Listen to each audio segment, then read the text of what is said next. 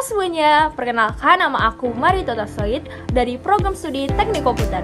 Di sini aku akan menjelaskan sama kalian semua tentang RAM.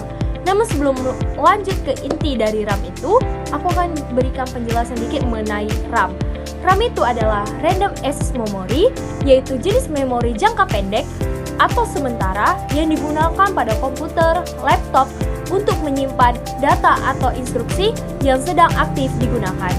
Nah, untuk video penjelasan berikutnya akan ditampilkan di video ini. Nah, sebelum kita masuk ke penjelasan atau inti dari RAM itu, aku akan kasih tahu sama kalian di beberapa catatan mengenai RAM. Yang pertama itu ada capacity atau kapasitas penyimpanan data RAM dalam gigabyte atau GB. Yang kedua ada FSB atau singkatan dari Frontside Bus, yang dimana besar data antara prosesor dan RAM dalam satuan MHz.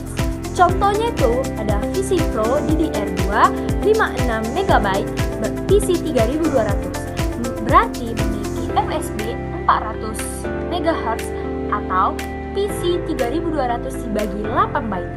Nah, yang ketiga itu adalah bandwidth. Bandwidth itu merupakan besarnya data yang dapat ditransfer atau diolah dalam waktu 1 detik atau satuan megabyte per sekon atau MB per S. Nah, yang keempat, RAM itu bersifat volatil. Jika listrik mati, maka data. Nah, aku juga akan kasih tips sama kalian bagaimana caranya memilih RAM yang benar ketika kita ingin membeli RAM itu sendiri. Nah, jika kita beli RAM yang tertulis contohnya di RAM frekuensi 803,2 MHz, maka e-clock-nya itu real. Namun, jika Anda beli RAM yang tertulis seperti DDR3 seperti gambar di atas, DDR3 1600, maka frekuensi efektifnya setengah dari angka tersebut. Nah, kenapa bisa? Karena DDR itu adalah singkatan double data rate. Berarti kalau DDR-nya 3600, maka 1600 dibagi 2 sama dengan 800 MHz. Maka e-clock-nya itu adalah 800 MHz. Nah, kalian sudah lihat nih, ada di samping aku nih, ada RAM. Nah, aku akan kasih tahu kalian beberapa jenis RAM dari DDR1 sampai DDR5 sesuai dengan perkembangan zamannya. Nah, yang aku pegang ini adalah DDR1 atau Double Data Rate 1. Dikembangkan sejak tahun 1996 sampai tahun 2000. Nah, menggunakan teknologi Double Clock Cycle atau SDR atau Single Data Rate RAM yang mampu melakukan single clock cycle atau timing sehingga DDR RAM mampu mentransfer data 2 kali lebih cepat. Nah, contohnya itu ada DDR200 yang memiliki memori clock 100 MHz, DDR266 memiliki memori clock 133 MHz, yang ketiga ada DDR333 memiliki memori clock 166 MHz, dan DDR yang terakhir ada DDR400 memiliki memori clock sebesar 200 MHz. Nah, sekarang aku megang nih gambar dari DDR2-nya atau Double Data Rate 2-nya dengan frekuensi transfer antara 400 sampai 1966 MHz. Semakin canggih dari atau semakin cepat dari DDR1. Nah, DDR RAM ini memiliki clock cycle 2 kali lebih banyak. Artinya, kemampuannya 2 kali lebih cepat dibandingkan DDR1. Nah, memori clock-nya terentang dari 100 MHz sampai 266 MHz.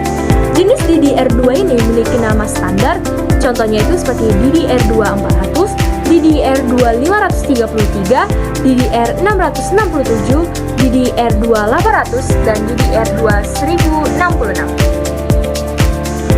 Nah, sekarang aku akan kasih tahu ke kalian tentang RAM DDR3 atau Double Data Rate 3. Nah, DDR ini satu modulnya atau satu copynya itu maksimalnya ada 8 GB. Dirilis pada tahun 2007. Nah, clock-nya tak jauh beda dengan DDR2, yaitu 100 MHz sampai 266 MHz. Nah, bedanya frekuensinya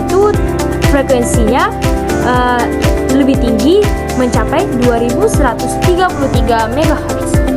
Nah, DDR2 itu kan maksimalnya hanya sampai 1066 MHz dan voltasenya yang lebih hemat yaitu 1,5 volt. Kalau DDR2 itu memerlukan voltage-nya itu sebesar 1,8 volt. Nah, selanjutnya aku akan kasih tahu sama kalian ada DDR4 atau Double Data Rate 4. Satu modul atau satu kepingnya maksimalnya itu ada 16 GB. Nah, DDR4 ini dirilis pada tahun 2014 sebagai penerus dari DDR3. Nah, perbedaannya dari DDR4 ini dilihat dari kepadatan memorinya hingga 16 GB daripada DDR3 yang tadi 8 GB. Nah, frekuensi dari DDR4 juga tersedia lebih tinggi sebesar 1600, 1866, 2133, 2400, 2667, dan 3200 MHz. Nah, tegangannya itu spesifiknya sampai 1,2 volt. Dan DDR4 ini lebih hemat dan lebih cepat daripada DDR yang sebelumnya. Nah, ini yang terakhir yang ditunggu-tunggu, yaitu DDR5 atau Double Data Rate 5 dengan kapasitas per modul DDR5 ini mencapai 128 GB. Dan DDR4 ini, DDR5 resmi dimulai dengan kecepatan 3200 sampai 6400 MHz. Kecepatan transfernya bisa sampai 37,2 GB per sekon.